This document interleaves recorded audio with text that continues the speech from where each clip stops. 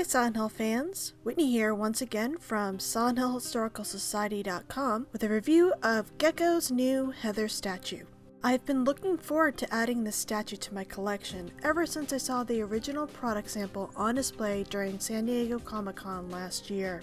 Heather is one of my favorite characters in the Silent Hill series, and I was blown away by the sculpt and paint details of that statue sample. Based on my preview last year, I was so sure that Heather was going to be my favorite statue in Gecco's Silent Hill line. But I gotta be honest, given how high my expectations were, the finalized statue is a bit of a letdown, just because of the major difference between its paint job and the sample shown at Comic-Con.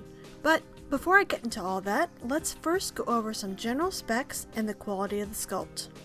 Heather stands 9.8 inches tall, and like Gecco's previous Silent Hill statue releases, is made from high quality PVC with a special ABS coating inside to prevent form loss over time.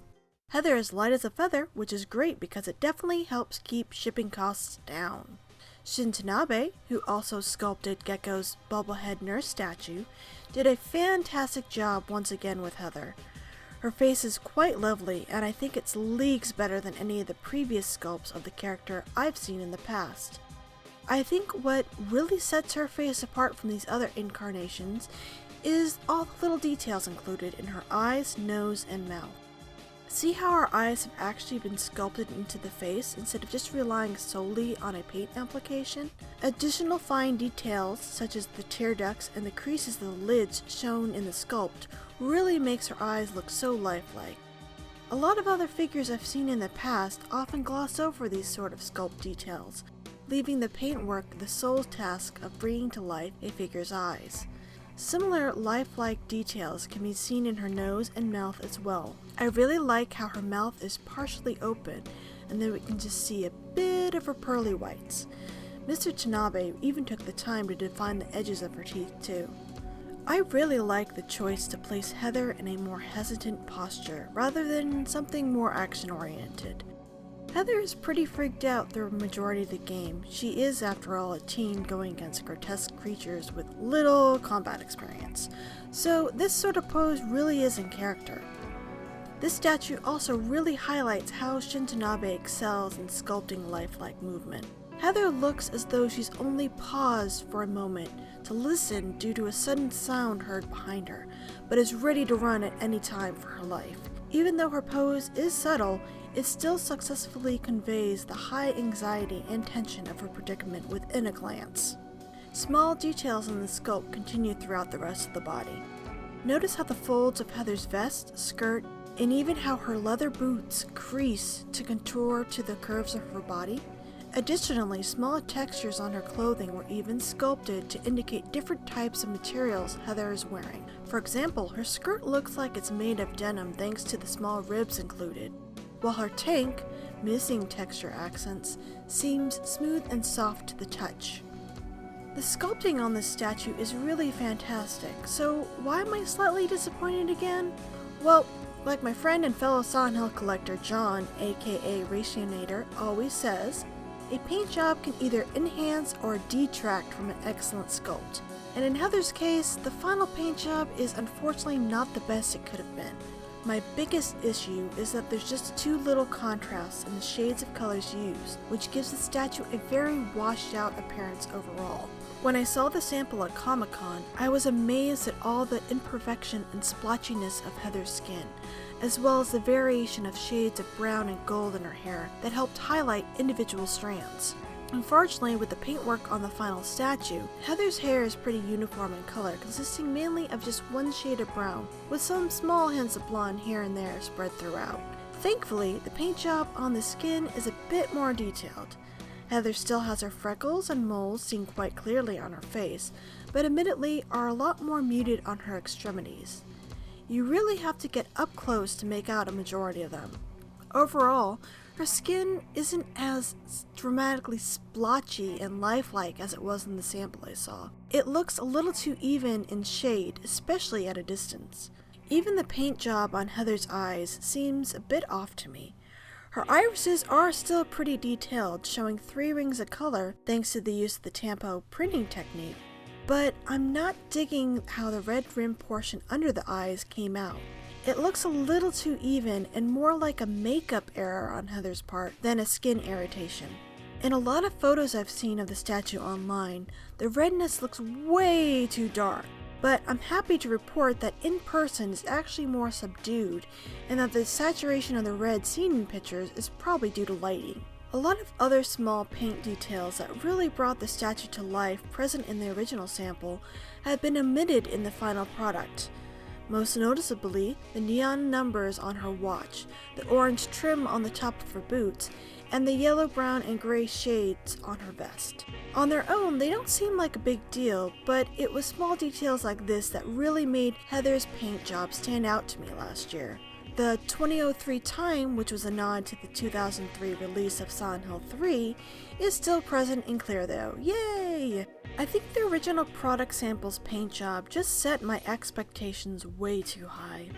It's quite possible that if I didn't see the original sample up close and in person, I wouldn't have been this nitpicky, well, other than my general complaint that the statue looks a little bit washed out overall. But still, I find the differences I noticed surprising given how close previous Gecco statue releases have been to photos of their own samples' paint jobs. It may be that in the end, Heather's sample paint job was just too detailed, and it wasn't possible to include all that fine detailing and still keep the overall price of the statue down. Moving on, Heather's stand is based on the Otherworld grading of Lakeside Amusement Park, and like the nurse statue before, there's a bit of customization you can do with your figure. She comes with 3 weapons, a handgun, steel pipe, and beam saber, which you can put in both on and off modes, as well as 2 different right hands molded to properly hold the different weapons. The paintwork and sculpt details on these weapons is just fantastic. Personally, I prefer to display my Heather holding the rusted metal pipe, as it was one of the weapons I used most in the game. The packaging for Heather once again features artwork by the ever-so-talented Masahiro Ito, who is responsible for the creature designs of Silent Hill 1 through 3 and was the art director of both Silent Hill 2 and 3. Ito's art on the back of the box shows Heather slumped in a wheelchair being pushed by a nurse demon. Unlike Ito's Red Pyramid Thing and Bubblehead Nurse artwork in the previous statue releases, Heather's artwork isn't new. It's been used before back in 2003 for Silent Hill 3 promotional items, such as the US Magazine ad, and on the limited edition version of the soundtrack. The front of the box uses Halo of the Sun as the front window, which looks really awesome. When Heather is in the box peeking out, it's very reminiscent of the save screen from the game. The box sides contain a plethora of information, including a bio of Heather, about the Silent Hill game series and its popularity, the features of the statue, and of course a short profile on her sculptor Shin Tanabe. Noticeably absent, since it was included on both the Nurse and Red Pyramid Thing box arts before, is a profile of Heather's painter. A name isn't included anywhere in the staff credits or on the card either. I wonder why they didn't include it this time.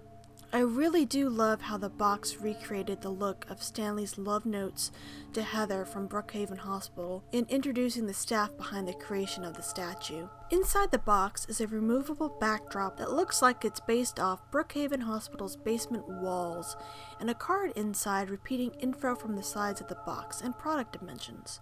Absent this time on the card, however, is a notation indicating what number this statue is out of the total batch made, seen previously on both my Red Pyramid Thing and Bubblehead Nurse reviews. I wanted to point out that this numbering was only limited to statues distributed by Toy Monkey Studios, which no longer handles Gecco's distribution. The Heather I'm reviewing was distributed by Mame Gorai only within Japan. If you're looking to add Heather to your own Silent Hill collection, I've seen you can import her for as low as $130 and as high as $300 on various internet auctions. If internet auctions isn't your thing, I've seen she's currently for sale at Big Bad Toy Store for approximately $180 as well. But if you don't wish to import or pay a high markup, You can always wait, as Gecco Corporation announced in March their new domestic distributors for both their Heather and Robbie statues outside of Japan. In the US, Heather will be distributed by Diamond Comics and should be available within the next couple weeks from your favorite online or local comic book stores with a suggested MSRP of only $138. Heather really is a lovely statue that I'm quite happy to display and have in my own collection. Even though I was disappointed with the final paint job due to my overly high expectations, it's still a kick-ass statue. Her sculpt is superb and hands down the best representation of a Silent Hill protagonist in statue form to date. And the paint job, while lacking in some areas, is still highly detailed for a statue under $200. If you're a Silent Hill fan and collector like me, I would definitely recommend getting her for your own collection. In fact, Silent Hill Historical Society is about to hit 10,000 fans, and as a big thank you for all the support these years, I'm raffling off a Silent Hill 3 prize pack that includes a brand new Gecco Heather statue, along with a tin of Robbie the Rabbit green tea and a Silent Hill 3 Konami promotional E3 postcard. To enter, all you need to do is head over to SilentHillHistoricalSociety.com and fill out an entry form. I've included a direct link to the raffle in the description below. This contest is open worldwide and the deadline for entry is June 16th, 2014 at 11:59 p.m. Pacific Standard Time. Good luck to everyone and thanks for watching. Look for my review of Gecco's Robbie the Rabbit statues soon!